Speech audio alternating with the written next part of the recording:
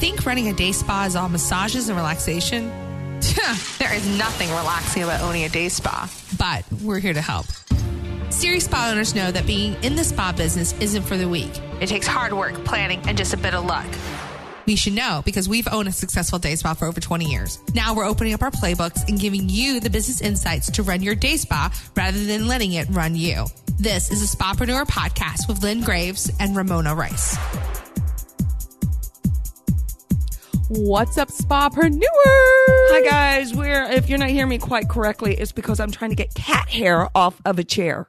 So we've moved to the dining room because, whoa! Hey! Damn dog almost tried to take the cat out. Alto. What in the world? Jesus. There are demons in this house. Demons, I tell you. Okay, we have two dogs. We have two dogs and a cat. So what are you doing? I'm getting cat hair off. The cat hair is going to be in my butt, and I got to go out after this. Oh, my God. Okay, I do not have a fuzzy butt, you know. Okay, we are the Spapreneurs. Hi, I'm Ramona. Hi, Ceci. Okay, and yes, for a lot of reasons, we've got doors opening now. Get your ass out. God almighty. Jesus. Jesus, I tell you, Jesus. Okay. Now Alto's on top of me. She wants reassurance that she's a good dog.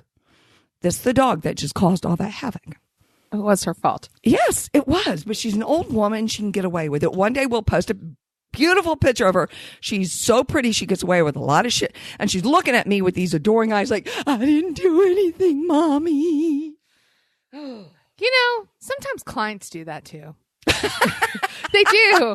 You know, you have your favorites that show up just late and you let them slide when you wouldn't let anybody else work. No. You have the clients who show up 30 minutes early just so that they can snag extra time with you, not realizing that you need to do something with that time before they show up. But you go with the flow. Yeah. There's a lot of things you have to go with the flow. One of the things that as a business owner, you'll go with the flow if you're successful enough, it'll come a point where you have to raise your rates. Oh, yeah. I mean, if you don't, you probably started out too high to build your business, or you're too afraid to raise your rates, and when you really should. So yeah. So we're going to talk about that today. So let's first off, when you're first starting out, many of you will not be like Lynn was and have to open your own place right away. Some of you will. That's your choice. I don't necessarily recommend it for the first year. I think now, because there are so many really good places to work, that you can, get mentorship, start building clientele. Are. Yeah. We dog on the massage envies of the world kind of place, but those are some wonderful places for new therapists to start out, honing your skills, get your chops underneath you, and figure out what kind of massage do you like to give. Yeah, and then get the hell out of there as fast as possible. Well, if you're made to be a business owner. Yeah, if you're made to be a business owner, then you need to go open your own place. Yeah. But it is really good to work under other business owners. Or again, you can be a business owner within another practice, whether it's a room rental or however you want to do, but you need to establish your rates. So the first thing you really need to do is, number one, you need to take into account what the rates are in your area. Yes. You have to look at your competitors' rates, and I don't necessarily mean copy them, but you definitely need to take a look because you don't want to overprice yourself, and don't necessarily underprice yourself just for the point of taking clients, because that's not the reason a lot of clients go to therapists. No. And you don't want to price yourself outside of your specialty. We have a lot of neuromuscular specialists. They charge $20 more per hour than your average massage therapist. That's valid. That's right. They have spent thousands on their education. But if you're not in that league yet, keep that in mind. Know that you're striving to get into that league. Yeah. So when you're, again, and the other thing you need to look at is how much do you want to make from your massage business? How much it costs you to run your massage business. You have to know those numbers. Again, it's why rule number one is don't fuck with the money. The first thing you have to look at is the numbers of how much does it cost me per treatment to do this massage? How much does it cost me to do the laundry, the massage oil, the essential oils, the hot towels, the electricity? You can get an average on that. And the alcohol. Alcohol for yourself to recover. Other things like, again, your marketing systems and all those things, you need to break it down by a service basis. And basically it's like you're almost charging yourself as the business owner, your own service fee on yourself. Once you understand that, you have to account for what I need to take out for taxes. And then you've got, what's left. And if what's left is enough for you to live on and do the things you want to do, fantastic. You've found your perfect price. If not, you may have to tweak those numbers. Okay. Now, somewhere in all that, my brain went click and it went off because that's not my area of expertise. That's why you turn that over to your mentor who does the numbers and the crunching and everything else. But I'll be honest with you that when I started out, once again, we mentioned this, I think in a previous podcast, that one of the beauties of when I started out was I didn't know anything. So I just sort of went with my gut instinct and I jumped in there and I just did. So I started out at $25 an hour. That was 21 years ago. Take that into account. However, I caught a lot of crap from people that were on the other side of the water from us in Virginia Beach because they'd had a stronger presence in the community of building massages and the reputation. We had nothing on our side. And I didn't care about slaying the community with my expertise. I just wanted to do massages. So I felt like $25 was a nice little price point for me to start out. And so did all the clients because I got a lot of clients off of that. But the clients were the ones that kept saying to me, you really should raise your rates. So I finally bit the bullet and I raised it by $5. And I thought, oh God, I'm going to lose some. And no, I kept growing. So then I took it to 35 and I kept growing. You know, it's time to raise your rates when you've got more clients than you can handle. And what you do is you pray that when you raise it significantly to like, $50, that some of them will say, that's too much for me and leave. Well, that didn't happen. Mm-hmm. So raising your rates, what I have found over the past, they might whine and complain a little bit, but they'll still keep coming back. They don't leave. Here's some of the things that I see body workers do, estheticians do. They look at their rates, they crunch their numbers, and they, especially if you're following up the Profit First plan from, or you working with our fabulous Amber Duggar, she's going to be the one that tells you've got to look at the numbers and you got to do that. Once you look at the numbers and once you decide, if you take your self-worth out of the numbers and just look at it currently, it makes it really easy to go, I need to do this. I'll never forget.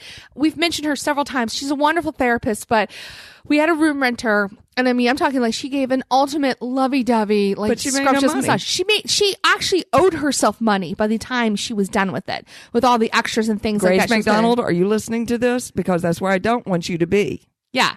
So that's one of our spapreneurs in our spa community. If you would like to get shout outs on the podcast, you should join it. It's on Facebook. Yeah, we do love Grace.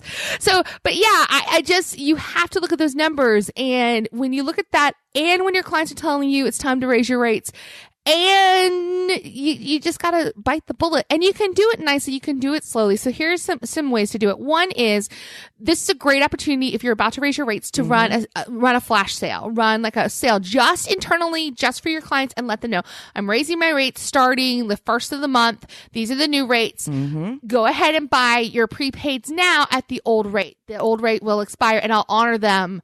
And do that. Trust me, you will get so much cash flow. Oh, it's yeah. hilarious. Oh, my God. And people are like, no, $5.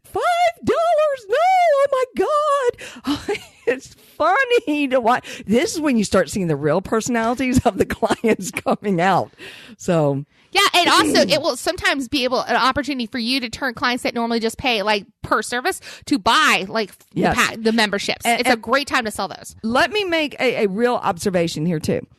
It is your people who have good discretionary income, your richer people, okay? Let me say it that way, that are probably going to be the most vocal about you raising rates. Because they're cheap, and that's why they have all their money. No, they're not cheap, but they know how to negotiate, and that is why they're successful in their own right. So you have to outdo them and just say, I'm so sorry, but I can't keep eating tuna fish every night. I'd like a steak occasionally. Or again, I'm planning on investing in some education next year. Oh, that's a wonderful one. We use that. Mm-hmm. Or I'm upgrading my equipment next year. Yep. Yeah. I mean, it's just flat out, these are my rates now. Or step back, take your hands off of them and say, you don't think I'm worth it?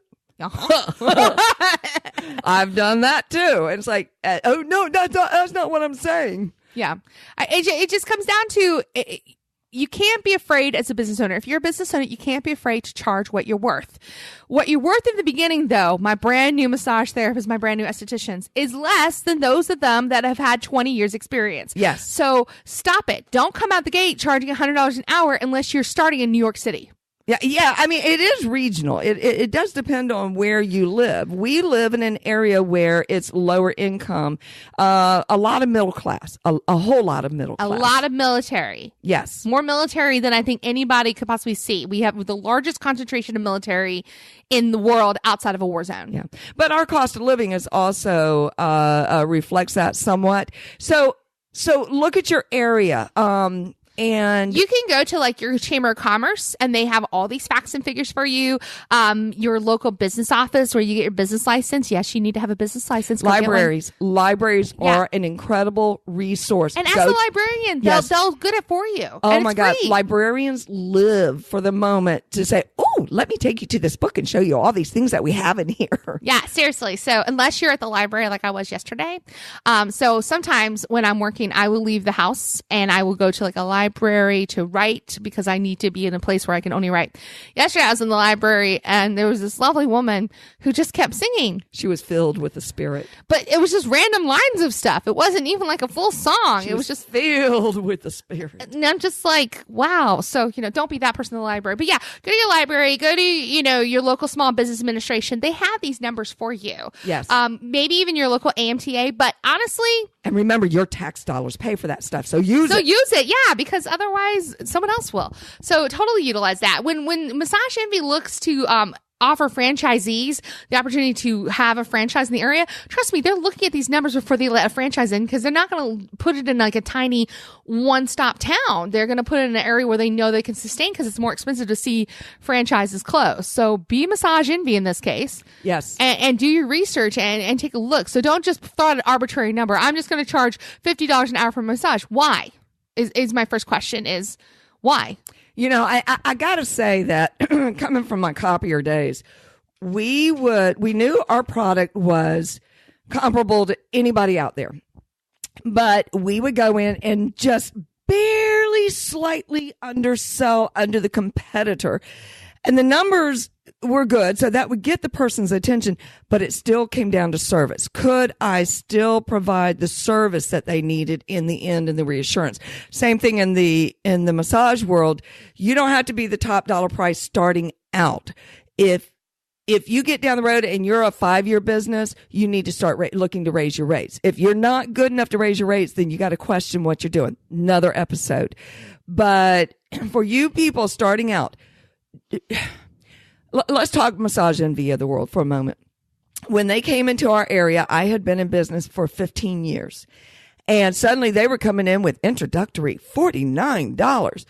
Well, I took that and I paid attention to it. However, what I did was I looked at their website and they charge for mini stone and for scrubs and for aromatherapy. So I said, I could offer little samples of those during the massage for free, and it cost us barely nothing. So, I took that out from underneath them.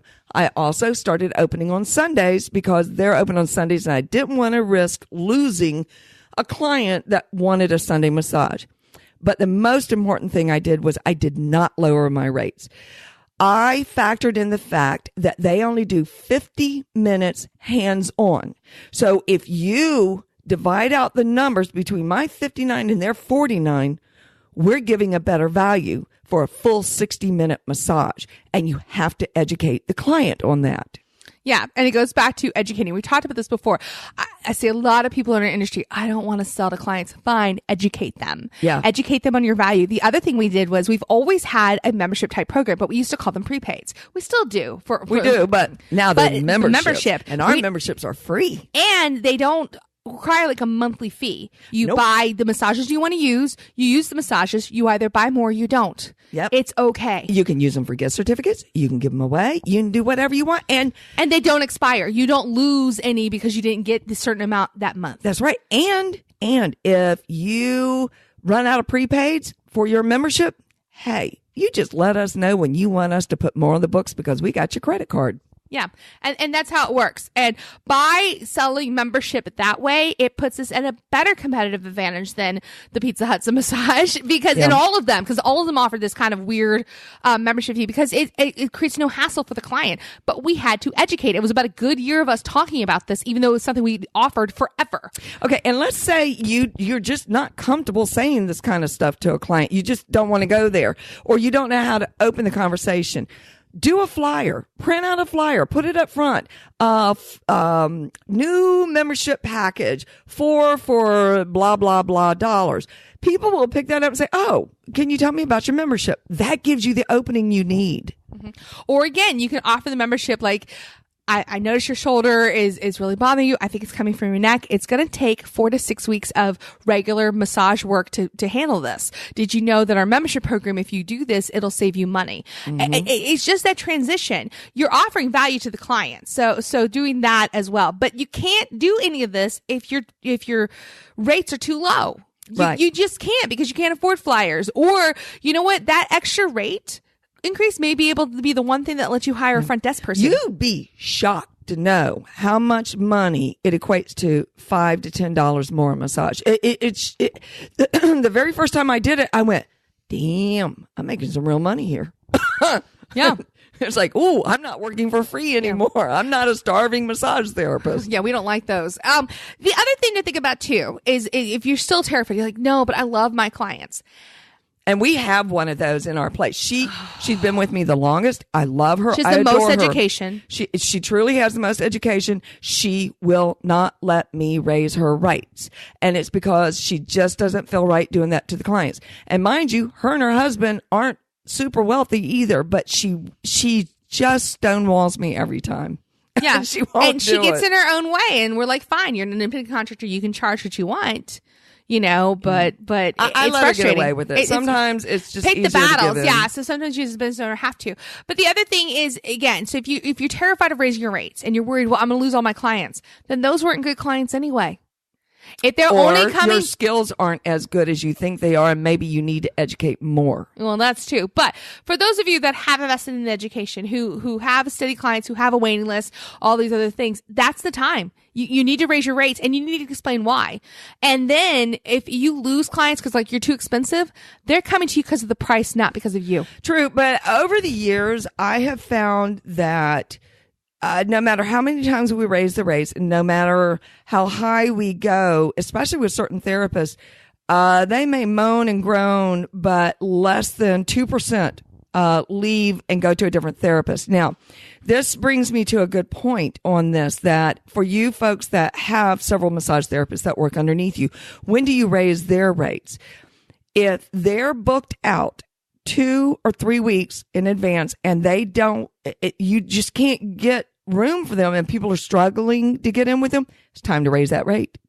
And shockingly, you'll find that those people will still struggle and fight. Maybe 1 or 2 will drop off and say, oh, I just can't do that as often as I like. Great. We have another therapist over here starting out, but she's learning from the senior therapist, and I think you'd really like her. Yeah. It's also a really good way of getting, especially you as the owner, if you want to be where you don't have as many clients because you need to either work on the business or you're at a point where you want to, lessen your life changes. After 21 years. You lie because this happened to me. And then poor little Katrina, who mentored under me and opened her own spa, because I love mentoring people and I do give away everything, and they open up. Not anymore. Well, they just don't open up down the road. But Trina called me one day and said, I can't get the clients off my table. She said, I'm working too hard and I can't run the business. I literally had to tell all my clients that my body was wearing down. I needed to give it a rest, and I'm taking the summer off. Now, secretly, I went back and told a few of my clients, look, I'm really not giving it up. I'm going to keep you on my table, but I got to get rid of some of these clients. And it's not that I didn't love them, but I can't. At that time, we were only half the size. I can't run the business and do massages in the room. And so, not at that level anyway. No. So they were forced over those 3 months to go to other therapists. When I came back, they were like, oh, so can I get back on your table? I am so sorry. My strength isn't up to doing you anymore. And they will pout. And some of them are like, well, I guess I'll just have to find another place. They all stayed, and they still give me shit about, I used to be on your table. It's like, I'm old. Leave me alone. I'm cranky now. But you just gotta do it. It's hard, but you gotta do it. Yeah. Or if you want to stay because you love hands-on, you need to be able to afford to hire a business manager, someone to manage your business for you, because it's either that or something else, because you can't build a massage practice, a spa the size of ours without having someone working on the business. Yeah, you just I agree can't. with that, but I even hesitate on the business manager. That might work for some of you. It would never have worked for me. The reason de-stress works so well is because Ramona and I are personally there running it, so it's infused with our personalities and our flavor. So I'm too much of a control freak to let somebody outside of the company. I won't even let Dupac come in and run it. I keep him out of there. That's because the few times he does that, it just always is the one clients that need the most hand-holding. Well, he sees money. He sees dollars. I see people. I see feelings. And somewhere in the middle, those two things meet. But I guess the biggest thing that we're trying to get across to you guys today is don't fear raising your rates. Fear should never be a reason to not raise your rates. Not raising your rates at this time could be because you don't have the education background to warrant it. Your local community can't sustain that price point, because there is a point where we could charge $100 for a regular hour massage. We would lose half our business. Oh God, yes. Because they wouldn't be able to afford it. And that would break my heart. That would literally break my heart, because there are people out there who need this, who can't afford it. And I will be very frank with you and tell you that some of our clients we know are in more financial struggles than others. And we, in the books, in the computer, say they're permanently $10 off. I mean, and that giving is what gives back to us. And that word goes out, and they know, don't you tell another soul we do this for you. Because we will raise those rates. And the therapist knows that we're doing it. We are a giving community, and I know you're a giving community.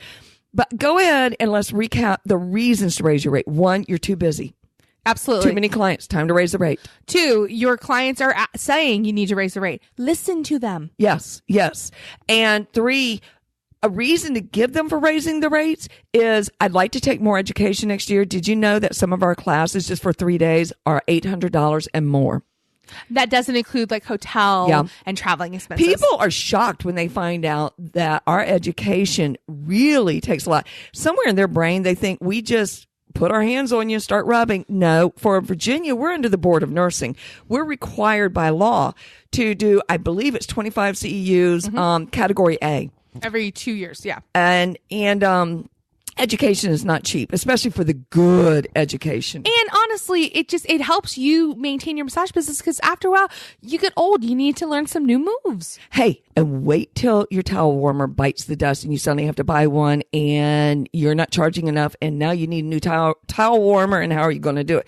Towel warmers bite the dust. Stools bite the dust. Massage tables are not cheap. And some of you, I see you in the groups, I want a hydraulic table. Those are $1,000. Guess what, guys? They're a good investment. They're great, but I would not have I would never put them in our place. No. If I could go back and change, I would, because they work really well. I just think, honestly, we have so much more flexibility in our rooms and the different things we like to do by having the tables, maybe in 1 or 2 rooms.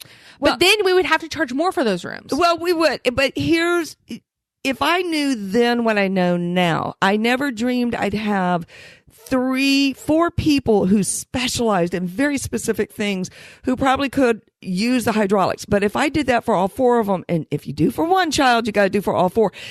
And then I have to make sure they're in permanent rooms. And some of them I float around room to room. Some I've given permanent rooms because they're too many hours. Right, and that's fine. But then others, these are the questions that you have to ask yourselves, because once you have the money situation, it's like, where am I going to put that in? But it starts with the rates. It starts with the rates. It does start with the rate. And don't get overwhelmed. Think just in the next year. What do I want to accomplish next year? Do I want a nicer towel warmer?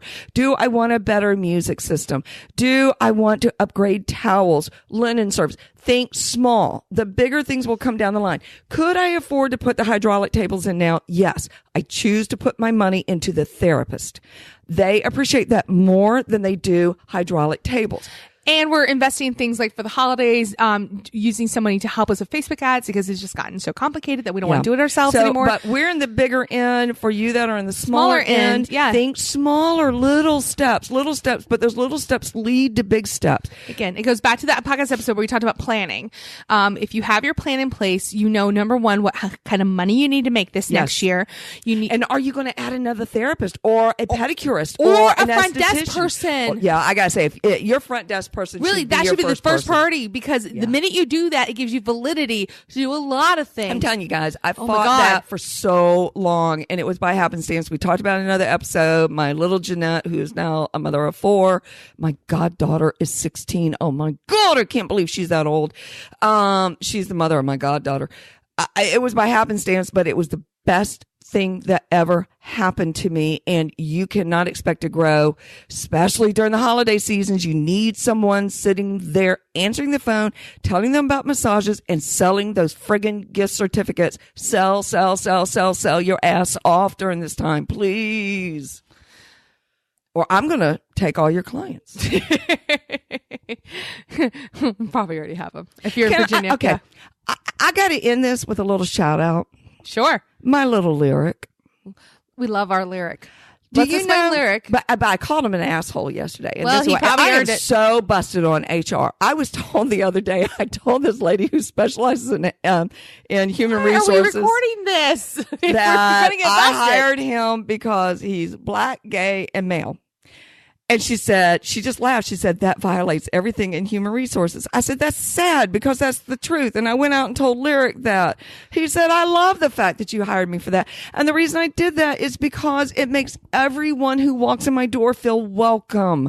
I want them all, even my Christians, to feel welcome. So I have my Christians sitting there too. And so I make all people feel welcome as much as I can. But you know what he did the other day, even though I called him an asshole? What did he do? On Saturday, and everybody knows I'm not there on Saturdays because if I'm there on Saturdays, something's wrong and you don't want to be there with me. He brought in his little skillet, his little cooker. He made them all breakfast. Eggs, bacon, pancakes, toast. I went, you shut the front door. You didn't do that while I was here. You didn't feed me. We don't get breakfast. I know it. He is an asshole. He is an asshole. I'm like, you little turd. You do that when I'm not here. We buy him lunch all the time. Well, not as often as I used to Danae. That's only because I'm trying to lose some weight. I'm trying to stay out of the fast He's trying food. to too. Oh my God. I could not believe he did that. That's so nice. I fell more deeply in love with him. Yeah. Because again, it's those small kindnesses. And that's, again. You think those therapists are not bowing at his feet right now? Yeah, seriously. Because some of them are hungry. Oh my God. Yeah. This is the kind of group I have. Yeah. And they're worthy of them. getting rates that feed their lifestyle, So again, if you need help figuring out your rates, here's some suggestions for me. Number 1, go to spapreneur.com/coaching. You can sign up for a free session with me and we'll go over and to see if you need some more one-on-one mentorship because sometimes you just need someone to talk to and to vent to and say, and for your specific spa. So it's hourly rates. Mm-hmm. They're very affordable. But it's just a way for you to kind of mix with me. Sometimes Lynn gets on the calls as well so that we can, work with you in your specific plan, including your rates. If I don't answer on Facebook and other places specifically, it's because I'm probably not on there. I don't get on there as much as Mona does. So just forgive me. It's not because I'm ignoring you and don't like you. It's just I'm not there. I'm old. Yeah. But if you want guaranteed time with Lynn and Ramona, then ask for it. And hire us for coaching. Yes. I mean, and seriously, because as much as we love doing this for free, I have tiny humans and they are expensive. It's a good thing they got a grandma. It is a good thing they have a sussy. So the other thing you can do is, I'm not sure when this episode will air in compared to our webinar, but our webinar may have just finished with Amber Duggar. It was October 18th. That webinar is on a replay. We will have it as an opt-in on Spapreneur where you can do that. Amber Duggar is the budget alchemist. She is a miraculous person that has helped me with my personal finances and my business finances. So when I'm able to say, I know what my numbers are, I know what I need to make in order to keep my business going and keep my family going, I can say that with certainty and with integrity so that when someone goes, I need this rate, and I can say, no, these are my rates and here's why. And if they don't like it, they don't hire me and I'll be okay. So you need to know those numbers. And so if you're kind of like a sussy, but you don't have a DuPa that will do the numbers for you, then you need to hire Amber and she will help teach you how to do the numbers. Yeah, I gotta say, knowing what the changes she's made in Ramona's life, we mentioned this on a previous podcast. If I'll be honest with you, if something ever, God, please never, I don't ever want anything to happen to DuPa, but if something did, I'd have to turn to someone to regulate and run not just my business, but my household. It's not my strong point. It's just not. Right. And just, again, it's about having that accountability, because once you have that accountability, it makes the biggest difference, because I have to run my numbers. I have to look at it. I have to stay within my means because I have someone I have to answer to. It's just like when you hire a personal trainer or anything else. She's your husband. Yeah, she's basically no. She basically is our chief financial officer here at Spapreneur. Yes, at Spapreneur. DuPa is that for de-stress. Yes. Yeah, no, and it's not like we're not allowed to spend money. Like with Amber, I can spend whatever I want to. We spend it first and then we whine after. No, I honestly don't do that anymore though. I think seriously, Ceci, we need to stop saying that because you don't. But it's because she's taught you to be accountable and to stand up and believe, but she's also taught you to think before you spend. Oh yeah. So, and again, like we don't have Domino's in here nearly as often as we used to. No, we don't. Well, it was Papa John's, but yeah. Oh, so one of those anyway. So yeah. So if you need help with that, if you need the accountability to grow your business or just someone to help you with this kind of stuff, again, we offer coaching and we have other people that specialize in areas that offer coaching as well. So don't do this alone. You don't have to. There's no reason for it. That's right. And now's the time to think about doing a rate raise, because it's right before the holidays. You'll get a lot of people in and you can tell them and you pre-warn them. Oh, that's something I forgot to mention. You tell them for 30 days, I'm raising my rates. I'm raising my rates. I'm raising my rates, so that they don't go, I didn't know that. They'll still say I didn't know. And you just go, bless your heart, and get their butts on the table. See you guys later. Bye. Need more actionable steps to get your spa headed in the right direction? Head to spapreneur.com, where we've got the tools, tricks, and methods to making your spa as successful as it can be. Spapreneur.com.